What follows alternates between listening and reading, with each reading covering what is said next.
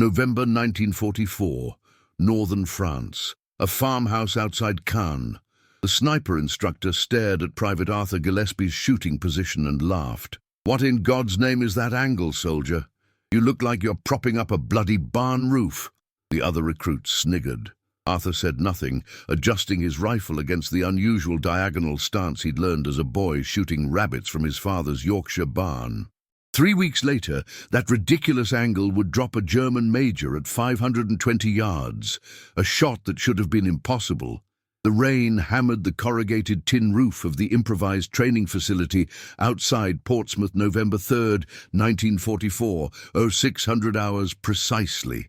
The air smelled of gun oil, wet wool, and the acrid smoke from a coal brazier struggling against the cold.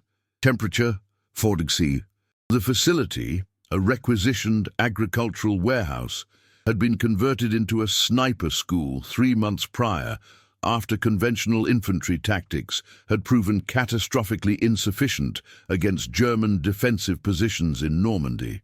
The strategic situation was brutal and quantifiable. Since D-Day, British forces had suffered 11,000 casualties to German snipers alone. Wehrmacht marksmen, trained in the merciless school of the Eastern Front, dominated the Bocage country with terrifying efficiency. Every hedgerow concealed death, every advance cost lives. Traditional British sniper training, excellent for trench warfare but rigid in application, was failing against an enemy that had perfected the art of shooting from asymmetrical, concealed positions. The statistics were undeniable. German snipers achieved kill ratios of 7.1. British snipers barely managed 2.1. Private Arthur Gillespie, aged 24, from Skipton, Yorkshire, stood among 43 recruits in the warehouse. Tall, lean, with calloused hands from pre-war farm work, he joined the Duke of Wellington's regiment in 1942 after his farm was requisitioned for the war effort.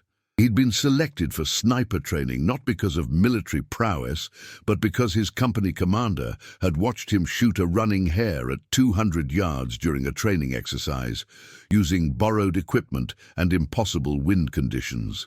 The head instructor, Sergeant Major Douglas Price, a Boer War veteran with 3 fingers missing from his left hand, stood before the assembled men.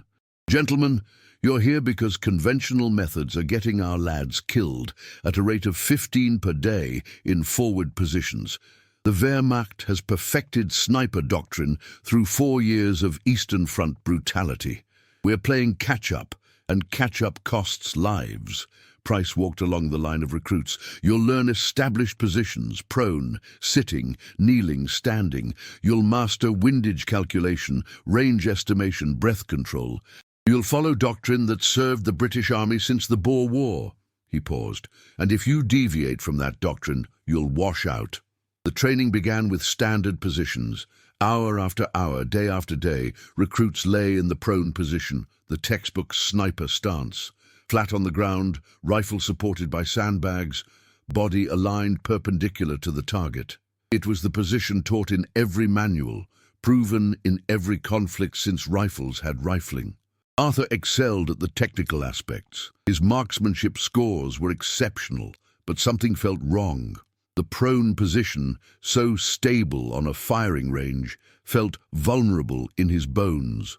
Growing up in Yorkshire, he'd spent countless hours shooting vermin from his father's barn, and the position he'd naturally adopted was entirely different. In that barn, massive oak beams crisscrossed at angles, and Arthur had learned to brace his rifle against them at roughly 35–40 degrees from vertical. This diagonal stance, body-angled, rifle-canted, weight distributed asymmetrically, had allowed him to shoot from cover while maintaining mobility. It felt natural. It felt safe.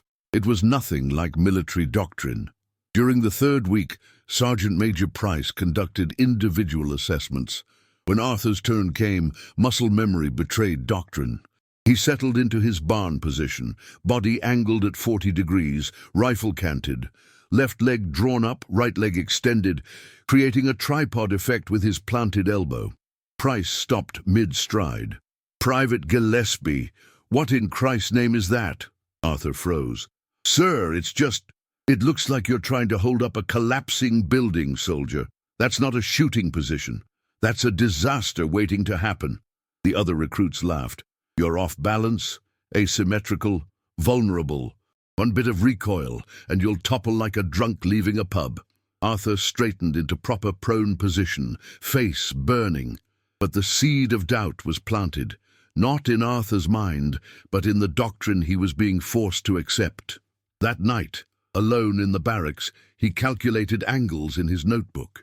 The barn beam position offered something the prone position didn't: a smaller profile, faster target acquisition, and the ability to shoot from partial cover without exposing the entire body. But doctrine was doctrine. Arthur suppressed his instincts and continued training the proper way, even as everything in his experience told him the barn beam angle wasn't stupid, it was survival. The breaking point came during a field exercise in week 4. Recruits were tasked with engaging targets from a bombed-out village mock-up, simulating actual combat conditions in France. Arthur followed procedure, found proper prone position, acquired target, fired. Excellent shot, but the position left him completely exposed on open ground. In actual combat, he'd be dead. That night, Arthur made a decision. He'd master doctrine for the instructors, but if he made it to France, he'd trust the angle that had kept him alive shooting foxes in Yorkshire moonlight. The angle they mocked, the stupid barn beam angle that felt like the only sensible thing in a war gone mad. He had no way of knowing that this angle, this ridiculous, undocumented, unmilitary position, would soon save dozens of British lives and fundamentally alter how the enemy operated in an entire sector of the front. December 12th, 1944, 14:30 hours. Outside Caen, northern France. Temperature, -2°C. The air tasted of cordite, frozen mud, and the sweet, sick smell of death that never quite left the Norman bocage.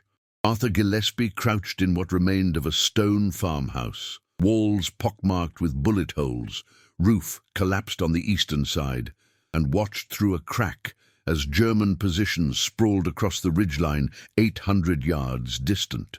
The strategic situation was straightforward and grim. British forces were attempting to push German defenders from entrenched positions along the Caen-Falaise corridor. Every meter cost blood. The bocage, ancient Norman farmland divided by thick hedgerows, sunken lanes and stone walls, had become a defender's paradise and an attacker's nightmare. German snipers dominated this landscape. They'd studied it, measured it, turned it into a killing field where every British advance was observed, calculated, and punished. Arthur's platoon, Baker Company, 2nd Battalion, Duke of Wellington's regiment, had lost 3 men to sniper fire in 2 days. The pattern was consistent and terrifying. Any soldier who exposed himself for more than 15 seconds died. Officers were priority targets. Radio operators died within minutes of setting up equipment. Forward observers lasted 1 transmission. The German responsible operated from the ridgeline, position unknown, methods invisible. Battalion intelligence estimated he'd killed 27 British soldiers in the past week alone. Conventional counter-sniper tactics had failed completely. British snipers deployed to hunt him either found nothing or died trying. Lieutenant James Hackett, Arthur's platoon commander, aged 23, from Manchester, 3 months in France, was desperate. "Gillespie, you're up. Intelligence thinks the bastard's somewhere in that tree line. Find him, kill him, do whatever you need to do." Arthur studied the terrain through borrowed binoculars. The ridgeline offered dozens of potential hides: a bombed barn, a stand of winter-bare trees, rubble from a destroyed cottage, a stone wall running north-south. Perfect cover, perfect angles, perfect death. The prone position, the doctrine, demanded he find a forward position with clear line of sight. But every forward position was exposed, and the German was clearly watching them all.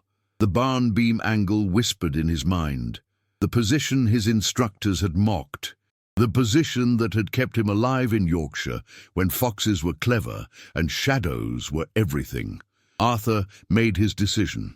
Instead of moving forward into conventional prone positions, he moved laterally to the collapsed farmhouse's southern corner, where a partially destroyed wall created an angular overhang.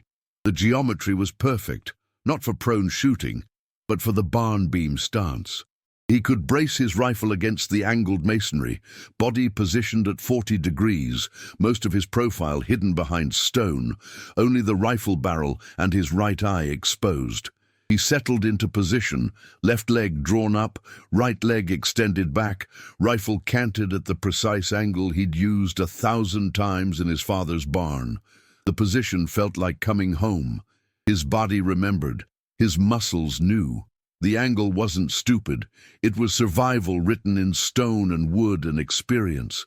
The discomfort was immediate and brutal. The barn beam angle wasn't designed for comfort.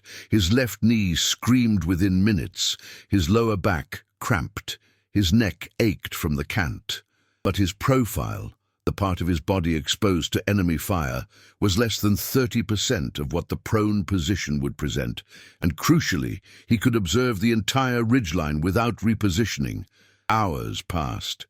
1,500 hours became 1,600, became 1,700. Winter darkness came early in France. Arthur's body screamed for him to move, to adjust, to abandon this miserable position. But Yorkshire training had taught him patience. Rabbits don't appear for restless shooters. At 17-18 hours precisely, movement. 520 yards distant, in the tree line northeast of the destroyed barn, a figure emerged. For 3 seconds, no more, a German officer in field grey moved between two positions, Major's insignia visible even at distance, moving with the confidence of someone who believed himself invisible. Arthur's brain calculated automatically. Range 520 yards, wind left to right at roughly 8 mph, temperature freezing, target moving. The shot was borderline impossible by doctrine. Maximum effective range for the Lee Enfield No. 4T was 600 yards, but accuracy degraded sharply beyond 500. Moving targets required leading, wind required compensation. The angle of his position, the barn beam angle, meant his calculations had to account for cant. But Arthur had shot running hares at 200 yards with a .22 rifle, with wind at dusk, from angles that would make military instructors weep. This was just a longer hare. He aligned the crosshairs, adjusted for wind, led the target by 2 feet, compensated for the cant in his position, exhaled halfway, and squeezed. The rifle kicked. The shot echoed across the bocage. 520 yards away, the German major crumpled. For 5 seconds, nothing happened. Then the ridgeline erupted. German soldiers scrambled, shouting, trying to locate the shooter. But Arthur's position, hidden by the angled wall, minimized by the barn beam stance, was invisible to them. Lieutenant Hackett stared through binoculars. "Christ almighty, Gillespie! You got him!" Arthur said nothing, already scanning for secondary targets. The barn beam angle, the stupid, unmilitary, mocked position, had just killed the man who'd been killing them for a week, and the enemy had no idea where the shot had come from.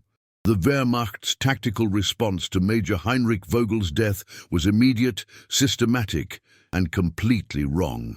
Within 6 hours, German intelligence officers were analyzing the incident, and their conclusions revealed how fundamentally the barn beam method contradicted everything they understood about British sniper doctrine.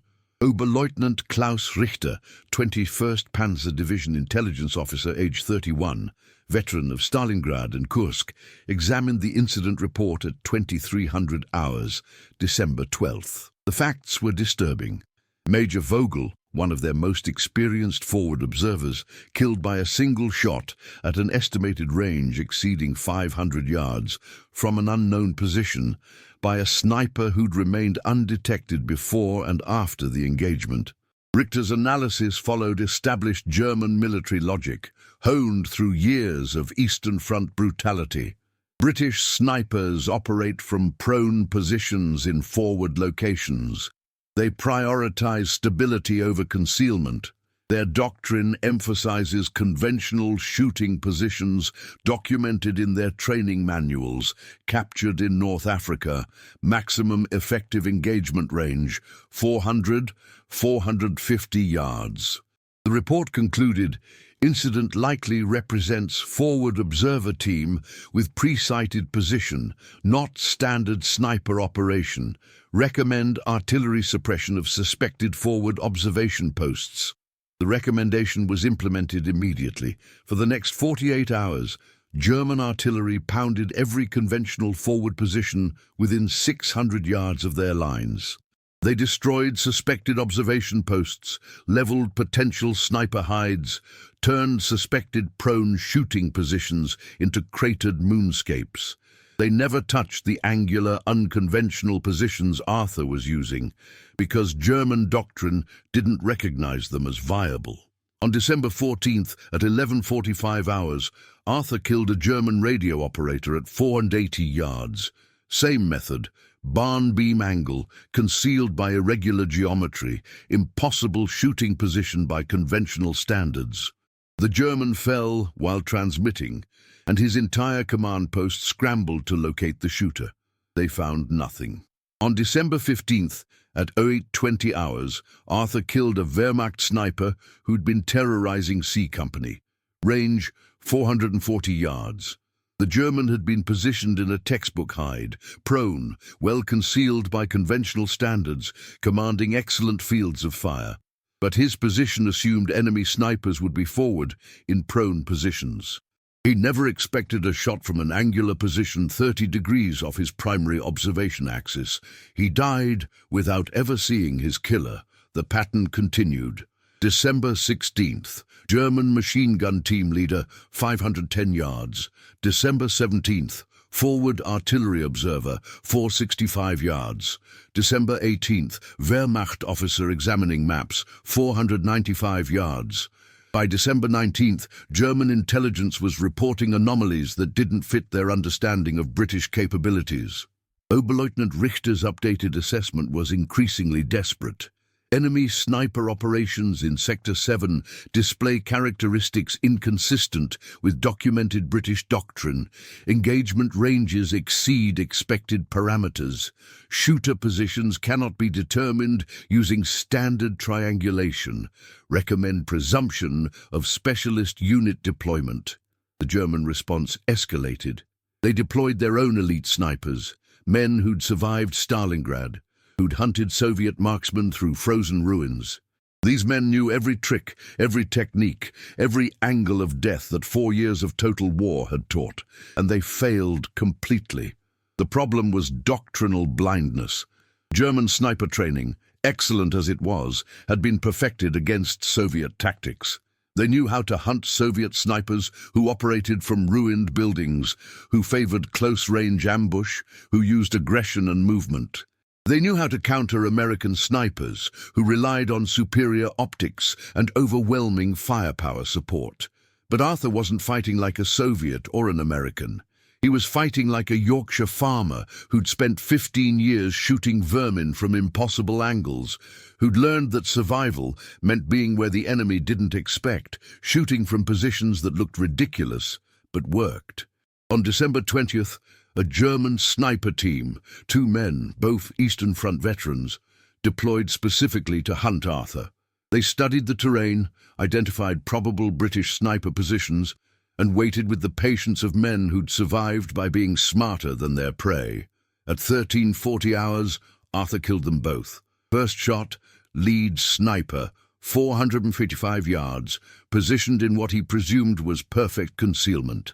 Second shot, 18 seconds later, spotter attempting to flee, 490 yards, moving target.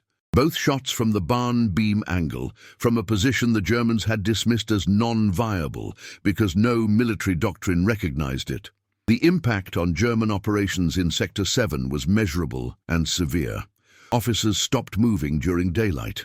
Radio communications decreased by 40%. Forward observation became reactive rather than proactive. Artillery effectiveness dropped. The German defensive position, previously dominant, became increasingly blind. Lieutenant Hackett's situation reports documented the transformation. Enemy sniper activity reduced by estimated 60%. Our casualties from sniper fire down from 4 to 5 daily to less than 1. Enemy appears increasingly reluctant to expose personnel. Recommend continued specialist sniper operations. But the most significant impact was psychological. German soldiers in Sector 7 began reporting an invisible enemy, a ghost sniper who shot from nowhere, from angles that shouldn't exist, who killed with impossible precision and vanished without trace. Morale deteriorated. The certainty that had sustained Wehrmacht defenses, the belief in superior training, superior doctrine, superior tactical understanding, began eroding. By December 23rd, after Arthur's 15th confirmed kill in 11 days, German forces in Sector 7 requested relief. Not because they'd been overrun, not because they lacked ammunition or supplies, but because they could no longer function under the psychological pressure of an enemy they couldn't understand, couldn't locate, couldn't kill. The barn beam angle, the stupid position that instructors had mocked, had broken an entire German defensive sector without firing a single artillery shell. The war in northwest Europe ended on May 8, 1945. By that date, Private Arthur Gillespie, promoted to corporal in January to sergeant in March, had achieved 43 confirmed kills using the barn beam method, with an estimated 27 additional unconfirmed eliminations. His survival rate was unprecedented, 157 combat days as an active sniper without injury, without capture, without being successfully engaged by counter-sniper operations. The statistical impact was extraordinary. British Second Army analysis, conducted in July 1945, documented that sectors where Arthur operated experienced sniper-related casualties 73% lower than comparable sectors. German defensive effectiveness in those areas decreased by an estimated 35 to 40%. Officers' ability to conduct forward reconnaissance dropped by 60%. But the true significance emerged only when military analysts began studying why Arthur's methods had been so devastatingly effective against an enemy renowned for tactical excellence. The answer was uncomfortable for military establishments on both sides. Doctrine had become dogma, and dogma had become blindness. British sniper training in 1944 was built on principles established during the Boer War and refined through World War I trench warfare. Prone position, forward deployment, emphasis on stability and precision from conventional positions. These methods worked against enemies who understood and expected them. They failed catastrophically against enemies who'd evolved different tactical approaches. Arthur's barn beam method succeeded precisely because it contradicted doctrine. The 35 to 40 degree cant, the asymmetrical weight distribution, the emphasis on concealment over stability, these weren't innovations in the sense of being newly invented. They were rediscoveries of fundamental principles. Adapt to terrain, prioritize survival over textbook form, be where the enemy doesn't expect. The irony was that Arthur had learned these principles not from military training, but from necessity. A Yorkshire farmer shooting foxes couldn't afford proper hides, proper positions, or proper anything. He had barn beams, irregular angles, and targets that didn't cooperate with doctrine, so he developed methods that worked, regardless of how they looked. When Arthur returned to Britain in June 1945, he was summoned to the Small Arms School at Hythe to demonstrate his techniques. The reception was mixed. Senior instructors, men who'd spent careers perfecting orthodox methods, watched this lean Yorkshire sergeant settle into his ridiculous angled position and felt their certainty challenged. But younger instructors, men who'd seen combat, who'd watched doctrine fail and improvisation succeed, understood immediately. Captain Michael Thornton, sniper instructor who'd served in Burma, wrote in his after-action report, "Sergeant Gillespie's methods appear unorthodox only if we presume our doctrine represents the only viable approach. In fact, his techniques demonstrate principles we've forgotten: Terrain dictates method, concealment ensures survival, and effectiveness matters more than orthodoxy. The British Army's official response was bureaucratically cautious. The Barnby method was documented, analysed, and quietly incorporated into training manuals, not as replacement for orthodox positions, but as alternative technique for irregular terrain and asymmetric engagement profiles. It was typical British compromise: acknowledge the innovation without admitting the doctrine had been wrong. Arthur himself received recognition that reflected the era's restraint, mentioned in dispatches twice. Military Medal for Gallantry in January 1945. But no public ceremony, no media attention. The nature of sniper operations remained classified. Arthur's 43 confirmed kills were recorded in documents that wouldn't be declassified for 30 years. He returned to Yorkshire in August 1945, aged 25, to find his father's farm still requisitioned, his mother living with relatives, his childhood village transformed by war and already trying to forget. He found work as a gamekeeper on an estate near Harrogate, where his shooting skills, the same skills that had killed 43 men, were employed protecting pheasants for wealthy hunters. He never spoke publicly about the war. When pressed by fellow veterans at local Legion meetings, he'd say only, "Did my bit, shot straight, came home." The barn beam angle, the mocked position that had changed how an enemy operated, remained his private knowledge. The historical rediscovery came in 1977, when military historian Dr. Elizabeth Merchant was researching British sniper operations for her doctorate. In archived German intelligence documents, she found repeated references to unidentified specialist sniper unit, Sector 7, exceptional capability, unconventional methodology. Cross-referencing with British records led her to Arthur's service file and eventually to Arthur himself, now 57, still working as a gamekeeper, still shooting with that peculiar angled stance.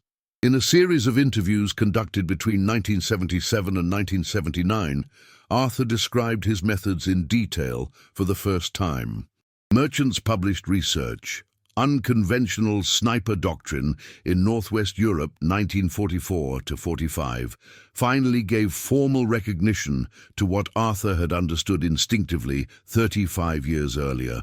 Effectiveness in combat comes not from following doctrine, but from understanding principles doctrine is meant to serve. The barn beam method is now taught in specialist sniper courses, not as standard procedure, but as example of adaptive thinking. Modern military training emphasizes flexibility, terrain-appropriate positioning, and willingness to abandon orthodoxy when circumstances demand. Arthur Gillespie died in 1998, age 78, in Skipton, Yorkshire. His obituary in the local paper made no mention of his war service. He was remembered as a skilled gamekeeper, a quiet man, a reliable shot. His family found, among his belongings, a worn notebook containing angle calculations, wind estimates, and 43 dated entries, each recording a shot, a distance, a position. No names, no details, just numbers. The final entry, dated May 6, 1945, 2 days before war's end, recorded a shot at 535 yards, Arthur's longest confirmed kill. Beside the distance, he'd written only, "Last one, thank God." And then, perhaps as joke or perhaps as epitaph, for a war that had forced an ordinary man to do extraordinary things, "Barn beam angle still stupid, but it bloody well works." If stories like Arthur's, the unsung heroes who changed history through ingenuity rather than might, resonate with you, this channel is dedicated to bringing them to light. We explore the overlooked moments that shaped our world, told with the detail and respect they deserve. Subscribe so you never miss these remarkable true stories, and drop a comment below. What other stupid innovations do you think changed the course of the war? Let's discuss the brilliance hiding in what others dismissed. Cheers and thanks for watching.